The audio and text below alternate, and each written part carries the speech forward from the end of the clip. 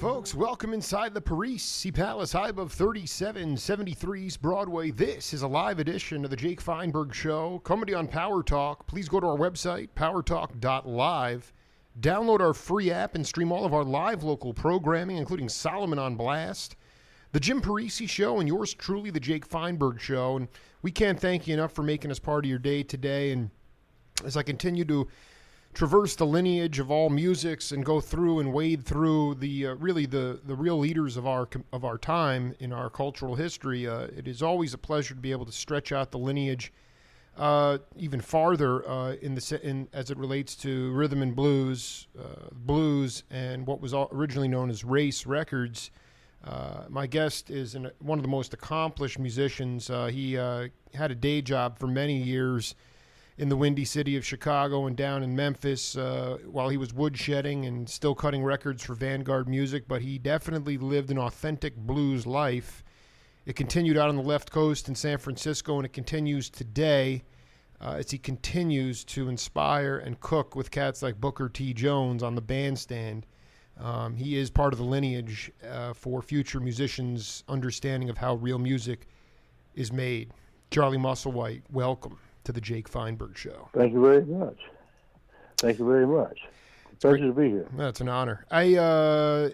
Could you just talk a little bit about, in your mind, in the jazz context, there was the quote unquote the jazz lifestyle. You had people getting paid with because they were junkies. They'd get paid with drugs. A lot of the cats, it could have been, a lot of them were sleeping in alleyways. They were dead broke when they died. But it was this lifestyle. I'm producing a documentary on Stan Getz, and this guy had the most melodic, beautiful tone that came out of his horn. And yet he was with Tea Garden and became an alcoholic by 9th grade and a heroin addict at 18. But for you lived an authentic blues life, and I was hoping you could talk to the audience. My whole thing is that I think it's really hard in today's world. You play blues, it's a style of music, but I feel it's if you're growing up in suburbia, it's hard to play the blues. Can you riff on the blues life, your blues life? Growing up in suburbia is hard to play the blues. Yeah. Well, I don't know where to begin. You don't know about my life in Chicago or before I got there? I want you to talk about what the most authentic, the point in your life. I guess the point is, there was you had a calling inside of you to play music. It was always, literally people around you would say, "What are you doing, man? Why don't you do something more secure to support your family?" This is before you ever became connected to any record labels or consistent touring. Was there always a calling for Musselwhite? Well, I liked all kinds of music, but I really loved blues more than anything because it just sounded like how I felt. It just made sense to me. It just seemed logical. And whether or not I'd ever made a record or toured or done anything, I had to play it. I just had to. Listening to it's great, and playing it is even better. So it just feels good to play it. And so even if I never had a career in music and I was working at a gas station somewhere or something, I'd still be playing blues if nobody was listening but myself. Could you talk specifically about a time when before you became a well-known bluesman, when you were whether you were an exterminator or just playing on the side? Can you talk about I guess what I'm getting at is that it's the insecure way is the secure way, Charlie. And there's a lot of lonely, dark avenues along the way, but as long as you know at your core that what you're doing is true to yourself, then you will always be okay and stay with it. Can you talk about a time when you literally were just on your own but still having a ball, even though you weren't making necessarily money on the bandstand? Well, there was a lot of it in the beginning. In Chicago, when I didn't go to Chicago to be a musician. I just heard there was good factory work there, and that's the only reason I went to Chicago. I knew nothing about Chicago other than that. And when I got there, I discovered this whole blues scene. Well, I just started hanging out in the clubs, and I wasn't even asking to sit in or telling anybody I played or anything. It came later. But after a while, I was rooming with Big Joe Williams, and he would take me with him to play with him at different places, and then I started playing with people like Johnny Young on the south side, Mike Bloomfield on the north side, and sometimes it was great, and sometimes it was really bleak. I mean, when you were working and making some money, if you were getting paid, it was pretty good, you know. But there were big stretches when there was just nothing coming in, and man, I'd be hungry, and it was rough. But I just had to stick with it. I just thought I don't know. I wish I could remember. I wish I had kept a diary or something so I knew what I was really thinking back then. But it's hard to recall all of that. But I know it was rough, and I loved the music and was dedicated to it. Once I could actually see that could sometimes, you know, make a living, halfway living off of it sometimes. Playing on the street for tips, that was always okay. But back then, it was easy to get a day job, too. Not like, I don't guess it's so easy today, but you could just walk in a factory and they'd give you a broom till they found you something to do. And a lot of guys were like that. Guys like Wolf and Muddy, you know, they had regular 45s coming out and they were touring, and if they weren't touring, they had a home club. They played that all the time in Chicago. And they didn't need to have a day job. But those little blues clubs, they were so small. I mean, they didn't really pay that much money. If you weren't working every night, it was hard to make it without a day job. So it was always scuffling.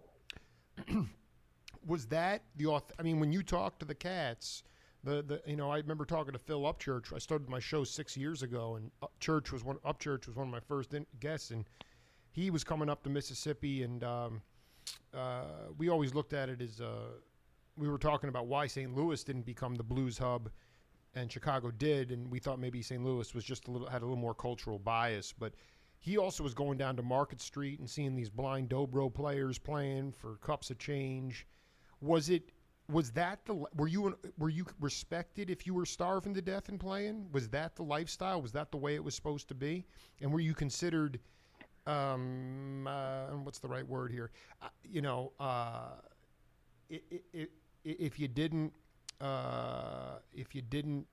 If you were well off, then somehow you weren't authentic.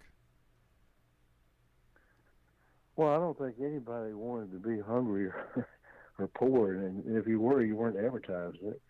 You know, you always tried to be at your best, and if everybody was scuffling, it wasn't unusual to hear about somebody who wasn't doing well or was looking for a gig. You know, I mean, you go to Pepper's Lounge on a Saturday night, and there'd be a lot of musicians there hanging out looking for a gig.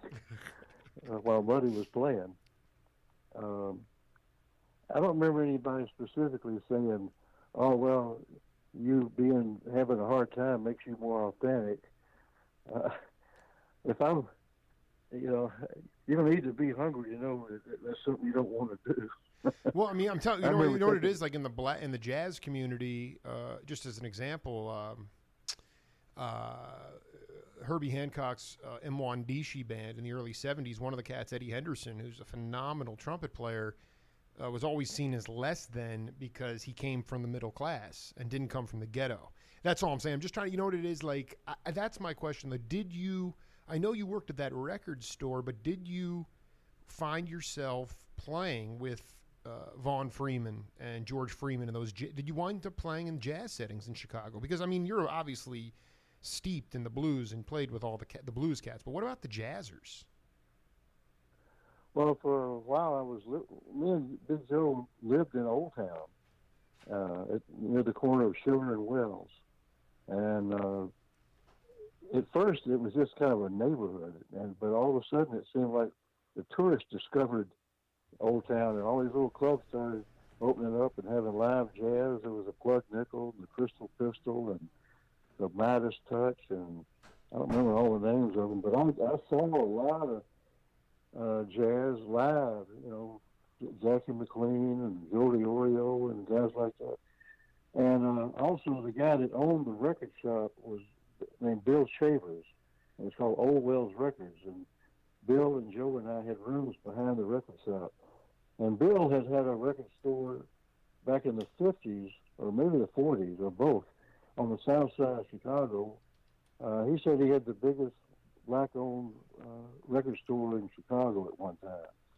So a lot of the guys remembered him, and they would come by to say hello and hang out. And so I met people, musicians at his store too.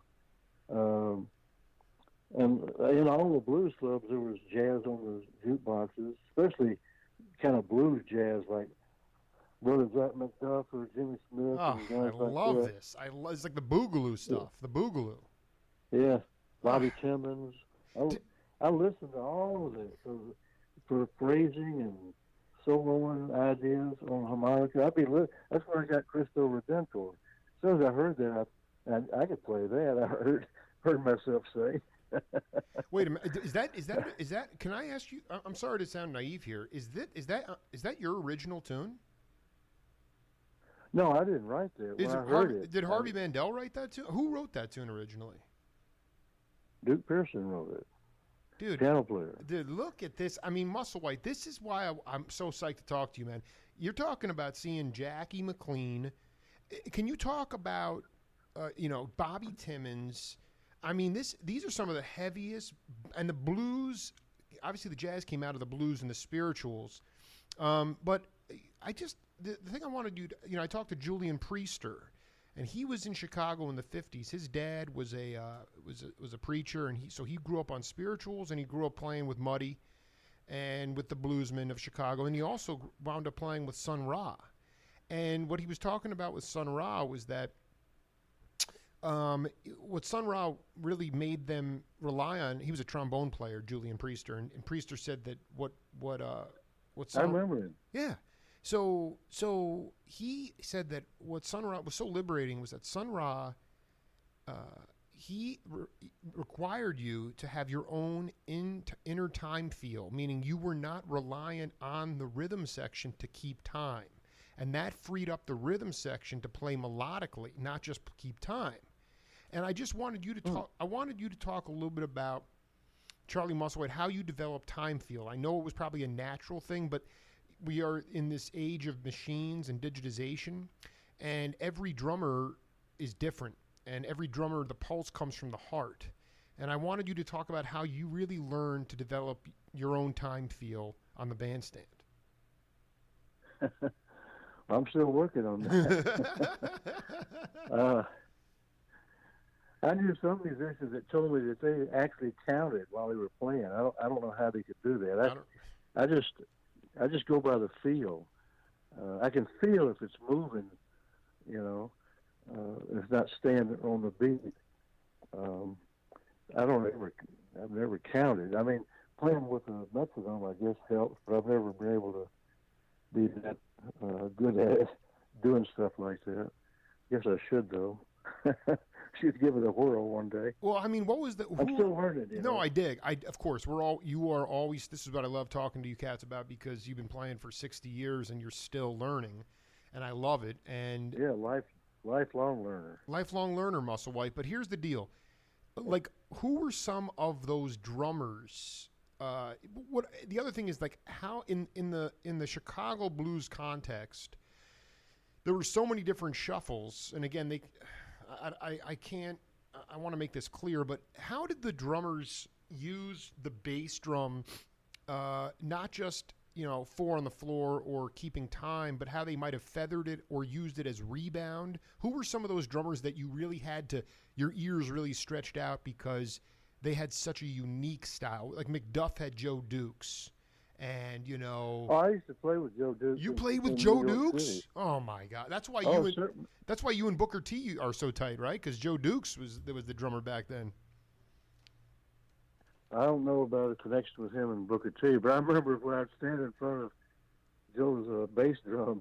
I was wearing a suit, and he'd hit that bass drum and make my pants legs flap back and forth. My pants legs were just flapping right in front of his bass drum. Oh, I love it, dude. You know what it was? Dukes. You know what I meant to say was Booker T was in awe. He used to love to go see McDuff, and Joe Dukes was his drummer. That's what it was. Back in Memphis. Yeah. When McDuff would come in. So I mean, so it was just. I recorded with McDuff one time too. On what record? We backed up Jimmy Witherspoon's in New York City. Do we have a name on that? I would love to. Is that who was? I think that yeah. the album was called The Blues Singer, and I think the label might have been Blues Way. I'm not sure about the label name. Just having a ball here with Charlie. Yeah, no, I mean, how did you? This is fascinating to me. I'm a big fan of Vanguard Records and their taste in music because obviously they had Oregon, the great band Oregon, and they had Larry Coryell, and they're still sitting on master tapes of Pat Martino, the guitar player, playing with Tommy Flanagan, who you might have played with. I don't even know, but it's like, how did you get connected being down in Memphis or where you were? How did you wind up connecting with Vanguard Records? Well, before I say that, I'd say that somewhere I have a tape of me and McDuff live playing together. Anyhow, wait, hold on. Just the two of us. I mean, wait a minute. Wait. We need to unearth that immediately. Wait, you're talking about a harp and organ?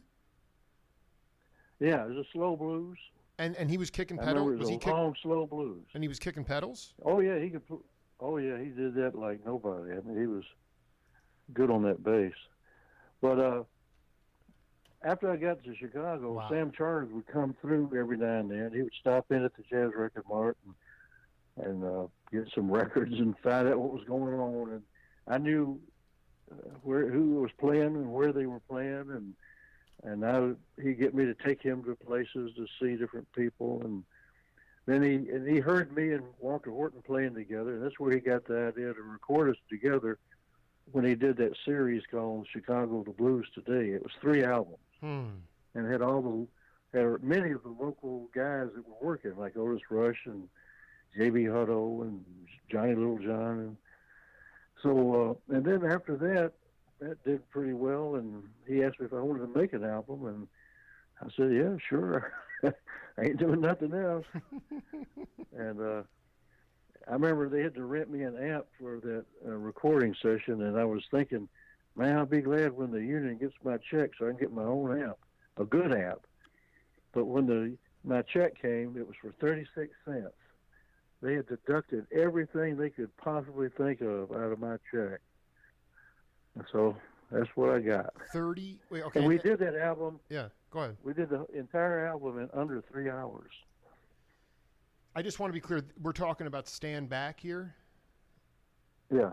Okay, and today at a session, it'll take 3 hours just to set up the drum. Oh well, I would. You know what? Thank you for leading. We have a game on this program called Name That Voice. I want you to try to name that voice, and then and also listen to the content of it. You just brought up the idea of micromanaging, taking 3 hours to set up the trap set. So take a listen to this, and then we'll come back and break it down. Okay? The reason we did what we did the way we did it was just simply because we didn't know how to play. It was the way it was the way we felt. See, and there's a new record out with the Bear family called The Great Sun Drummers, and they got a lot of stuff on there that I did with Carl Mann, and they was talking about the beat that I was using on a song called "Foolish One," and this kind of tickled me because whoever put that together, they said that I was doing a beat that was originated in Cuba in the hundreds of years ago. Or Oh, whatever. this is so great. So you were doing like an Afro-Cuban kind of beat. Yeah, Oh, but I great. didn't know it. I didn't have any idea what I was doing. Okay, but that night. you know what it is? That's okay. But we could go on there. Do you know who that is? I imagine it's some guy from Memphis. Good guess. W.S. Holland. Okay. Okay. Now this is I've been That doing. sounded like a Memphis accent to me. Who's that? It sounded like a Memphis accent a little bit. So he went on to talk about basically. I mean, he was just blowing my mind. I interviewed him a couple months ago, and he was there at Sun Records, and Johnny Cash would say, "Hey, Carl, just play something weird," and he played something weird, and that's what wound up on the record. And he's just saying basically, they didn't know what they were doing, and they made music that way.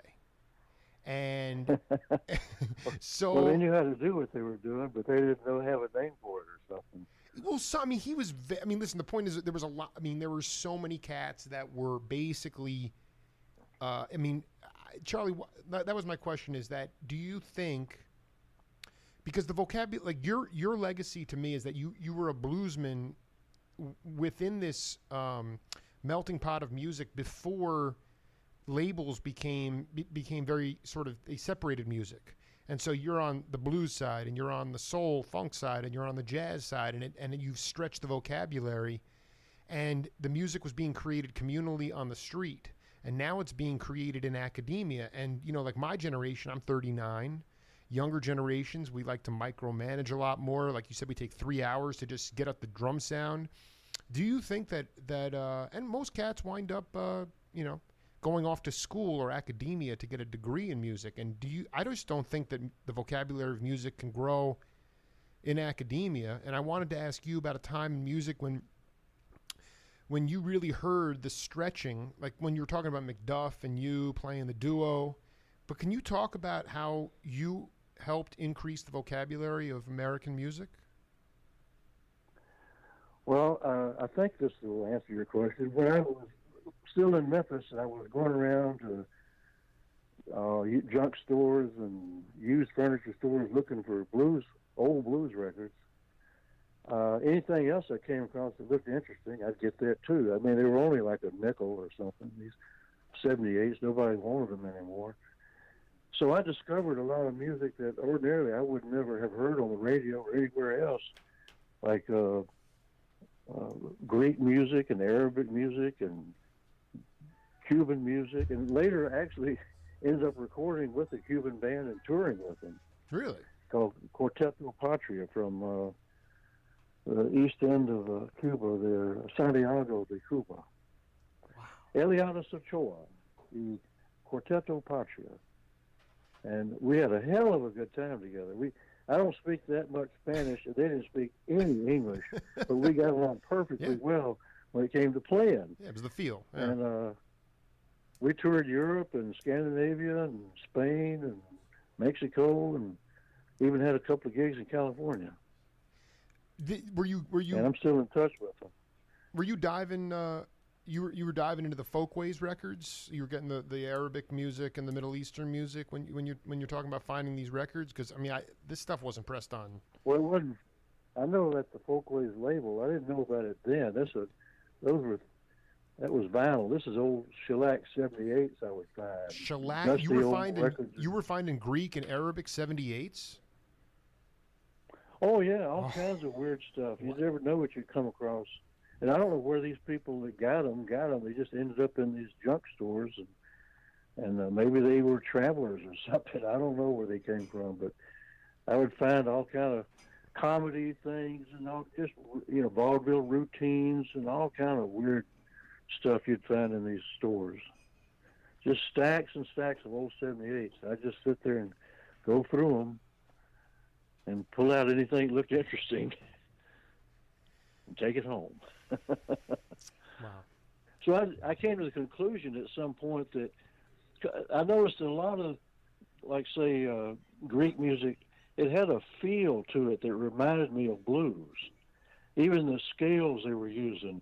Much later, I found out, I saw where somebody had transcribed the and translated the lyrics, and it was the same as blues. They were singing about getting drunk or my baby left me, all this stuff.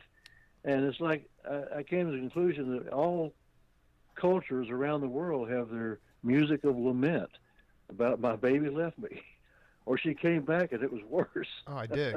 I cannot. So you actually. It's just a common. It's a common theme throughout the world. We all have their ups and downs, and people make up music about it. And when you meet these people, even if you can't talk with each other, you can tell that they're playing from their heart, and you can play together. Did you? So you translated the Greek words, and it came out into the same. No, I did. Yeah. I didn't translate it. I came across something where somebody had done the translations, and that's where I first saw what they were actually singing about. I already picked up on the feeling. Unbelievable. No, so that was the other question is a lot of cats think that history started with, you mentioned the Greeks and the Romans, but actually it goes back to the motherland of Africa, and that music was not transcribed. And so until the Europeans, they went over there and they were flummoxed because they couldn't understand the timeless rhythms of Africa. Have you actually played in the motherland before?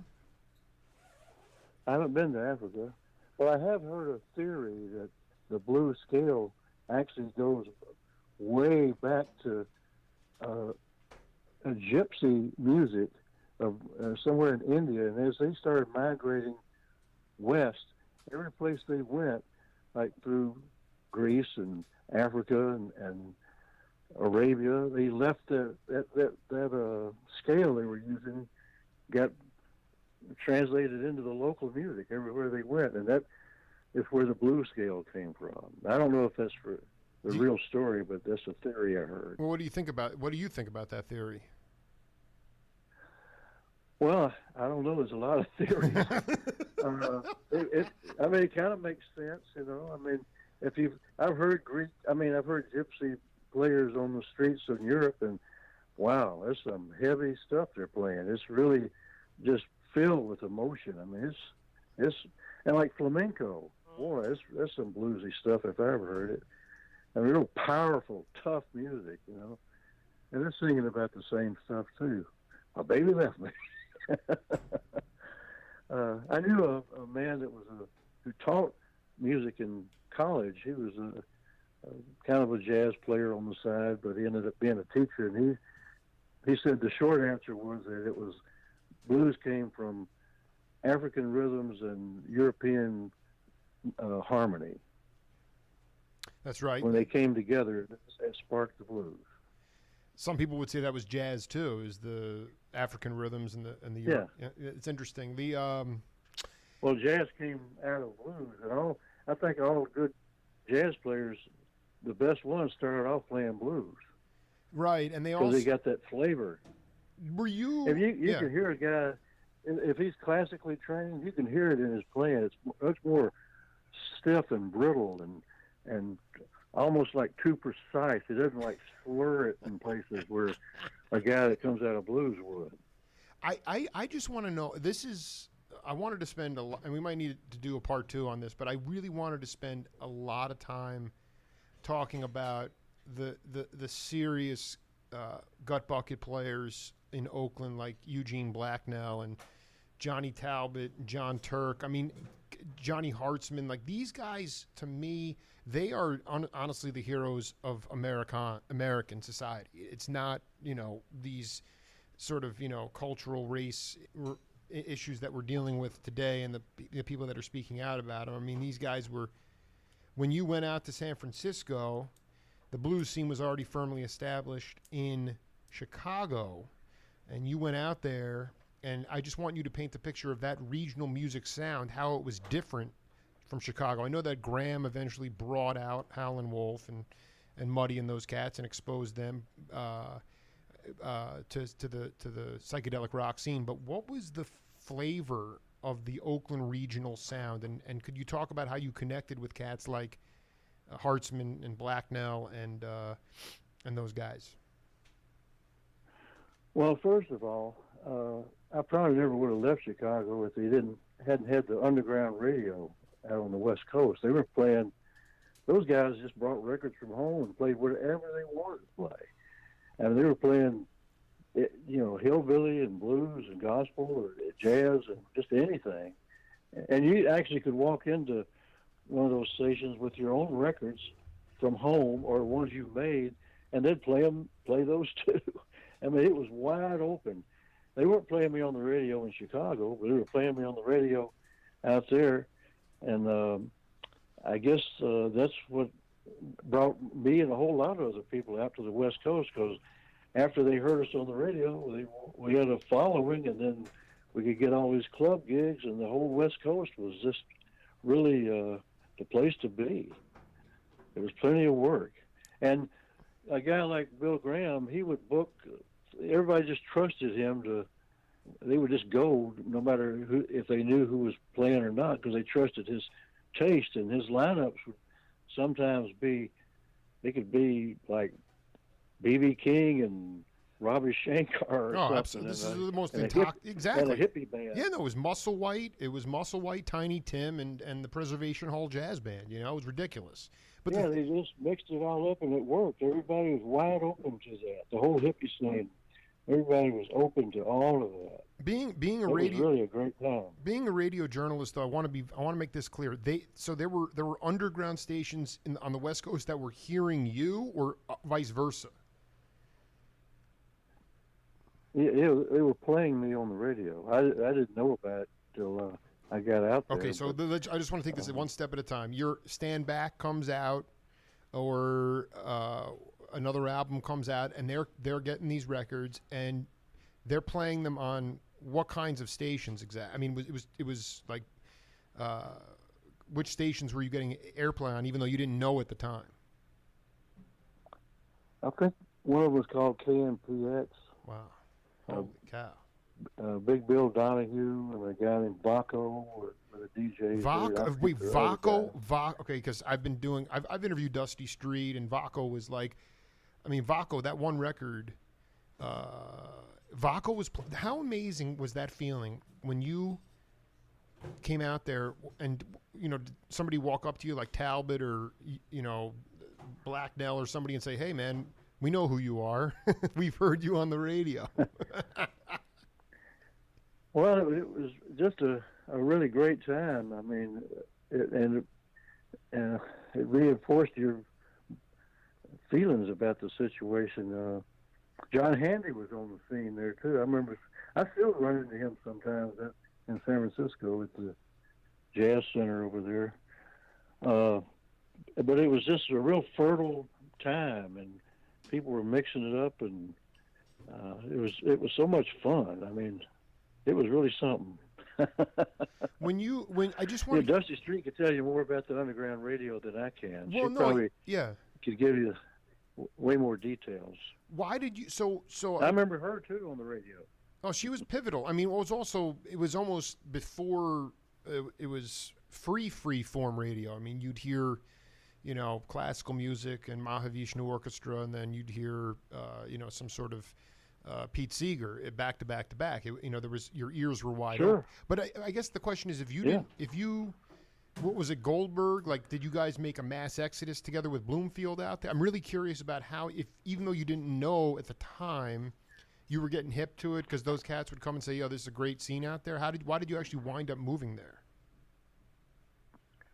Well, first of all, when my first album came out, I started getting calls from here and there about, can you come play here? And I was doing okay in Chicago and didn't feel like going to the trouble of going to these places until one time, finally, it was Vato gets a hold of me and says they got a whole month of work. It paid really good money, way more than I was getting in Chicago. So I thought I would just go out there for that month and then come back. But I got off the plane, and I don't think the first day went by when I knew I wasn't going back to Chicago. It was plain to see this was where it was at. It was happening. Where was the gig? Oh, the first place I played was the Fillmore. It was Paul Butterfield, Cream, and me. And Vaco called you, you're saying? Yeah. I cannot believe that Vaco, Abe Kesh, was calling Charlie Musselwhite in Chicago. So the first time, so he did call you and say, "Listen, we're playing your records." He told you that. Yeah, that's when I first got this hint that something was stirring way out west. I love it, man. Way out west, Sonny Rollins, right there. Yeah. Yeah. I didn't even know anything about California. I was having so much fun in Chicago. I didn't even give any thought to anything outside of it. I was still a kid from Memphis. Your band. So you brought your band out there, and who was it? Was it Mandel and Goldberg? Who was in that first group that you when you took the stage with at the Fillmore? Well, it was me and Harvey and a keyboard player named Dave Cook and a drummer named Sandy McKee and a bass player who had two names, and I can't remember either one now. Buddy Martin, he called himself. Yeah. Dude, is Sandy McKee still around? I think he died. Oh man, because Garibaldi talked and about Dave him Cook being died too. Wow, because David Garibaldi loved Sandy McKee. I think he was in Cold Blood for a while too. But the thing is that yeah, he was. But I mean, can you talk?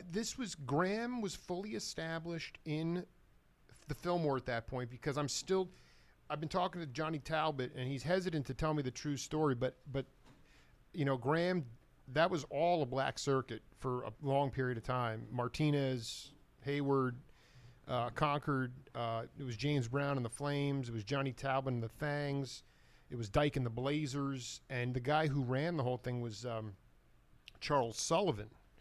Charles Sullivan wound up with a shotgun blast to his chest, dead in the car with 20 grand on the car seat. And the next thing you know, Bill Graham was running the Fillmore. But Graham was already running the show when you came out there. Yeah, I didn't know any of the history of it. I didn't know about any of this stuff, you know. I mean, the whole hippie thing was like far out to me. I didn't know about hippies, you know. What was what was that? But I would go down to Haight Street and just hang out to watch it was better than going to the zoo. I mean, it was some real, and there I was I'd be wearing like my black suit and have a white shirt on and shades and my hair slicked back. And I remember a guy coming up to me on Haight Street with tie-dyed clothes and purple hair saying, "Are you really Charlie Musselwhite?" And I said, "Yep." And he said, "Man, you're weird." Yeah. And he said, "I bet you've never had acid, have you?" I said, "Man, I was getting LSD from the mafia in Chicago when you were in diapers." Wow. Wow. Okay, so you just opened a Pandora's box there.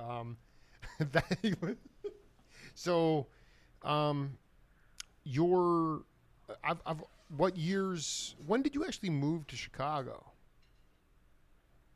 62. You were there in 62. This is confounding. And yeah, I was 18. And then would you say that where the banksters own us today, the mobsters controlled much of the club scene at that point? I mean, were you playing basically mafia-run clubs? Well, I don't know any specifics, but it was pretty much assumed and seemed pretty real that they owned or ran or had something to do with clubs like on Rush Street and Old Town. You'd see these guys walking around, and the way they dressed and the way they walked around, they weren't tourists. And there was a place I used to go to. It was open 24 hours. They had a big bank of payphones, and they'd be all back there by the payphones. And if you thought you were going to sit back there, well, they'd tell you to move and don't be using the phone. It was all for them. They were running the payphones. I love it. Controlling the phones. They were always pretty nice to me, but I knew that, things could change real quickly. So I never got involved in any situation I thought was going to lead to something uncomfortable or unpleasant. Well, I mean, Louis Armstrong said without the Sicilians, there'd be no jazz in America. I mean, did they offer an opportunity for black music to be played in this country? Yeah, I mean, they wanted to make money, and that was the main bottom line. But if people wanted to hear blues, they wanted to make sure they could hear it. or rock or whatever was happening back. A big Huey baby or something was big on Rush Street back then. I remember, and there was another guitar player. I don't remember his name now. Was well known on Rush Street. And so basically they had control of the. I'm curious about also the. This is really fascinating because when that cat on Haight-Ashbury came up and said, have you ever tried LSD? And you said, I was taking it from the mafia when you were in diapers. The thing is that it was legal there were places that you could go when you first went out to San Francisco called the League for Internal Freedom, and you could get free LSD. But you got it from the mafia. Well, there were people I knew. I don't want to get too deep into this, but that were dealing in all kinds of illegal things. Sure. And this was something new, and they thought it had possibilities. Even though wasn't illegal yet, it was rare, and it was kind of and very underground. And so it was kind of making the rounds, and they were looking into it. I remember oh boy, I got long, big tales about all this stuff. No, that's why. Yeah, can you just tell me one great? This is the point. If you can incorporate it into one story, I look at our society now, and we're dealing with a lot of square cats and people that are unable to sort of see the bigger picture. And I think part of the reason that there was a social consciousness movement that was co-joined with music was because of the fact that a lot of cats, whether they knew it or not, they got dosed with the purest form of government acid. And I'm just wondering if you could talk about how it expanded your view and how it made you possibly more enlightened on the bandstander as a person. Well, before that, Mike Bloomfield and I took peyote, and that was a tremendous experience. And Mike went on to take it. He really got into acid after that, and he told me that no matter how much he took, and he took enormous, gargantuan doses of acid, he said it never, ever approached what we experienced on the peyote. Really? Yeah. You're talking about your brother, Michael Musselwhite was your brother? Mike Bloomfield. Oh, I'm sorry. I didn't see it. Okay, Mike Bloomfield took a ton of acid, and he said it never came close to the time you dosed on or whatever you took peyote. Yeah, he and I had these buttons that somebody had given me, and we made a tea out of it, drank it, and then ate the buttons. And for about 2 days, we were like pouring through art books and listening to records, and I disappeared at one point. He says it was just an amazing experience. But we don't have to get too deep in the weeds on this, but basically because it was legal, so that you would show up and the mafia or whoever your person was would just give you a strip of acid. How would you actually acquire it? I just remember this one incident when some Owsley's Orange Sunshine had made its way back to Chicago with these friends of mine, and this local guy, who's hooked up, was interested in it, and I remember my friend held out a little baggie full of little tabs of Orange Sunshine, and the mafia guy just reaches in and gets a handful and just takes them all. And it didn't do anything to him. It did nothing to him. Well, he ate. We So went to the movie. it didn't change him at all. Oh my God, I love it. He wanted to see some gangster movie or cops and robbers movie while we were on acid. So we go to this theater, and it's coming on, and I'm like gripping the arms of my chair as all this stuff was going on. At one point, the guy says, "Hey, you want any popcorn?" He gets up and he goes out to the lobby, gets popcorn and Cokes and stuff, and he's just happy, having a good time, and loving the movie. Comes back and sits down, and it's like nothing's. As me and my friend are like just paralyzed. That's shamanistic kind of stuff. The only time I've heard about that is from, like Indian gurus like Maharaji. When Ram Dass went out there and he took 4 tabs that would put a horse on the moon, and it didn't affect this guy at all. But it's just, Yeah. I mean, Charlie, can you talk about specifically the blues today, the shuffle rhythms? I noticed younger cats, my generation specifically, they've had digital beats crunched into their ears for a couple of decades, and they struggle playing a shuffle. And I wanted you to talk about the intrinsic qualities of the shuffle and what makes an effective, could be a sanctified shuffle, could be a stumble shuffle, could be whatever it is. What makes an effective shuffle beat, and how should cats relax and adhere to the blues? A lot of the people say that younger cats don't take it because it's quote unquote too simple.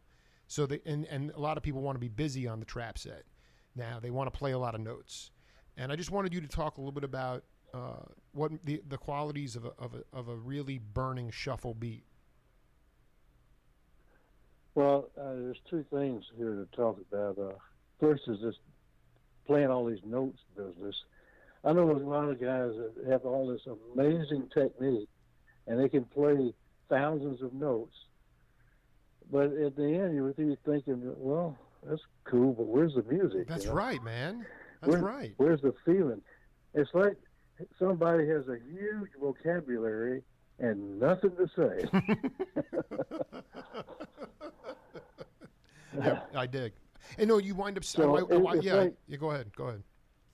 They think that the technique is what it's all about, and they use the music just to support their technique, just to show off their technique. When it's supposed to be the other way around. You use the technique to present and serve the music, but they somehow got that backwards, and that's just my opinion. And a drummer ought to propel you, to make you just take off, make you play things you hadn't even thought of yet. A good drummer will do that. It'll just like kick you in the butt and make you fly. Exactly. So you feel like you're like a sailboat with the sails are full of the wind, and you're just flying across Lake Michigan. And that's what a good drummer can do. And his beat will breathe. It won't sound brittle or too brittle. Was that you can? Yeah. Big John Evans. How did you? Does that cat would let you sail across Lake Michigan? Oh yeah, Big John played a sweet shuffle, but I don't know if he ever played in Chicago, but he played a great shuffle. Sam Lee is a great shuffler. He has what he calls the Sam Lee double shuffle. Oh, dude, Sam Lee. That's the Chicago. So would you say that distinctively that there were shuffles? Were there distinctive shuffles from, or did they all originate from the Gulf Coast? It just came up through migration to the north because there was work up there. Well, that's a good question. I don't know, but a lot of people play.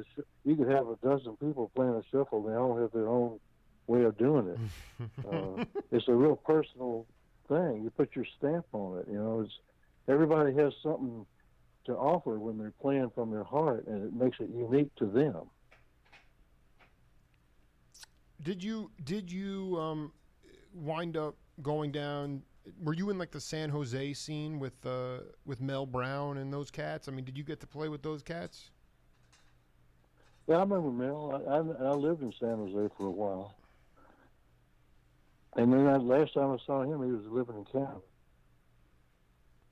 What was what could you describe? Because I mean, obviously Haight-Ashbury. I mean, there was that scene in the Fillmore, and then you had Oakland had its own scene. But what was the San Jose regional sound? Did you play over at Popeyes a lot? I mean, where were you playing at?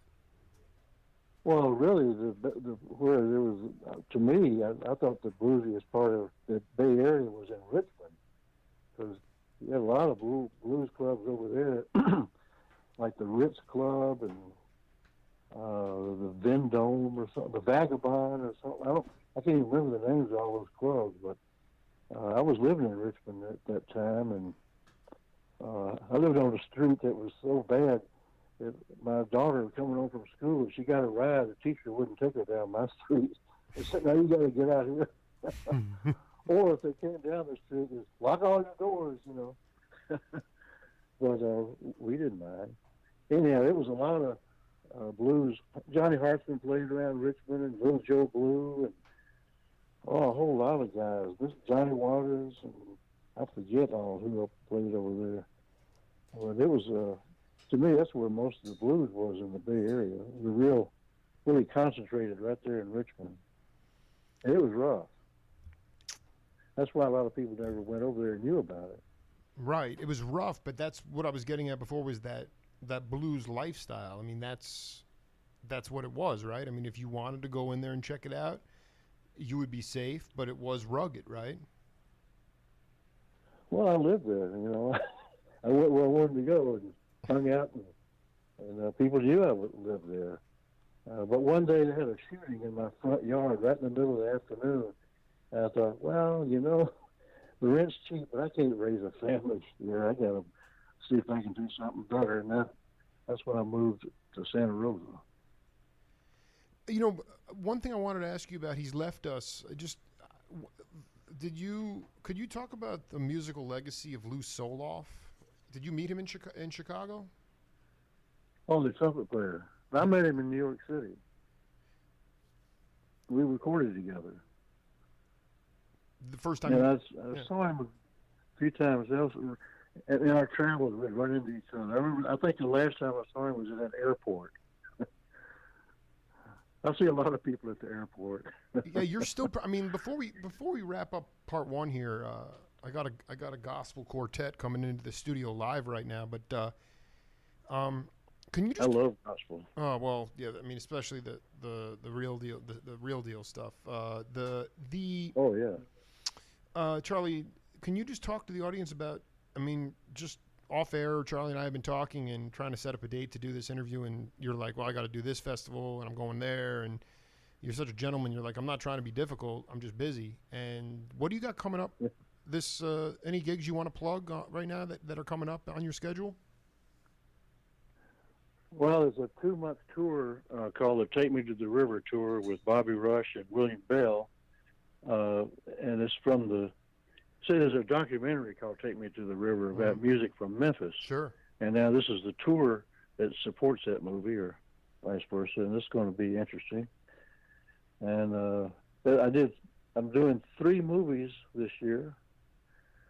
One is called Rebel on the Highway, which is a biker movie, and the other one's called Don't Shoot, I'm the Guitar Man, which is about a story. A friend of mine taught guitar in San Quentin, and he wrote a book about it. Now they made a movie out of it, and I play a convict in that one.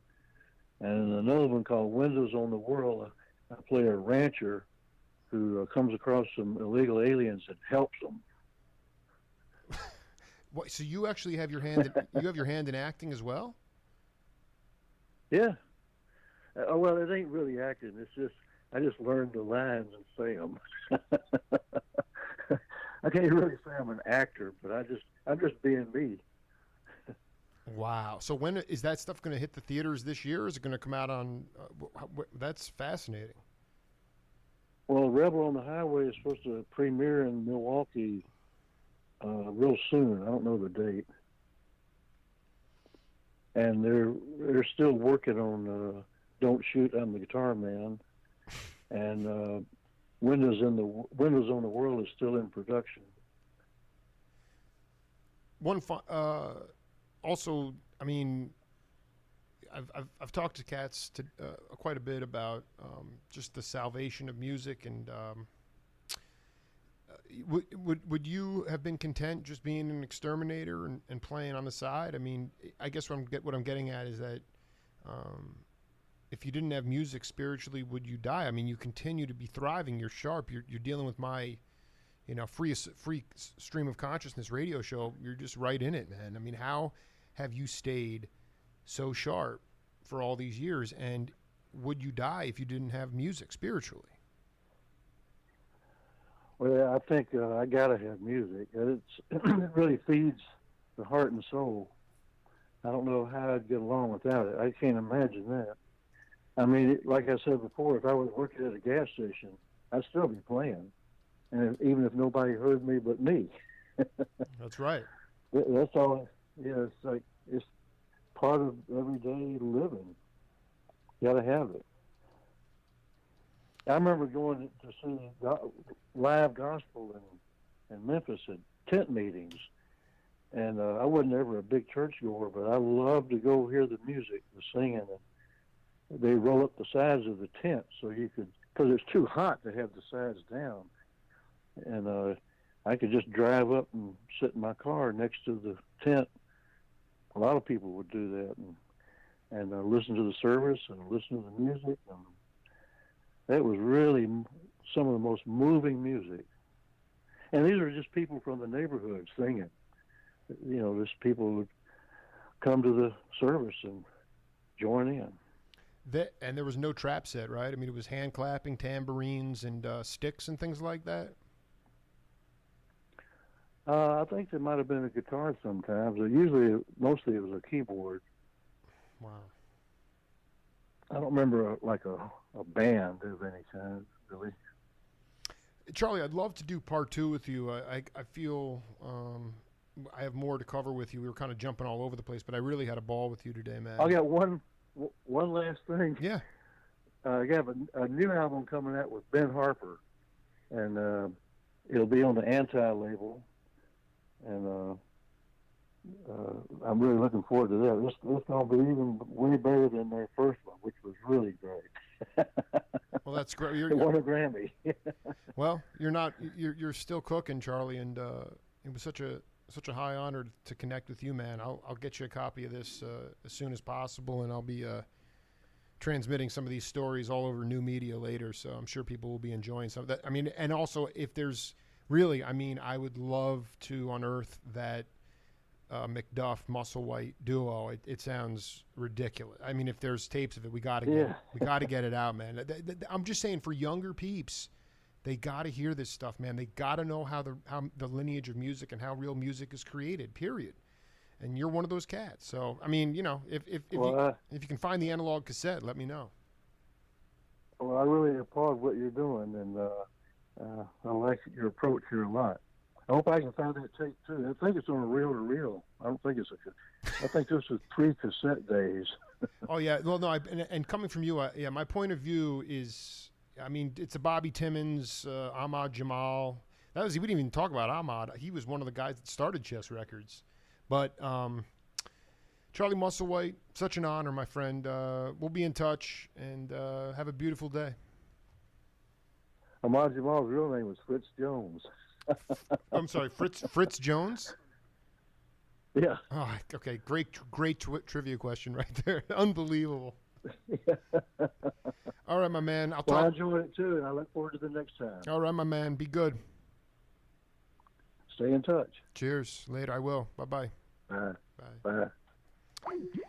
The legendary bluesman Charlie Musselwhite, and we're going to be back with an in-studio performance with the True Composure Band right after this.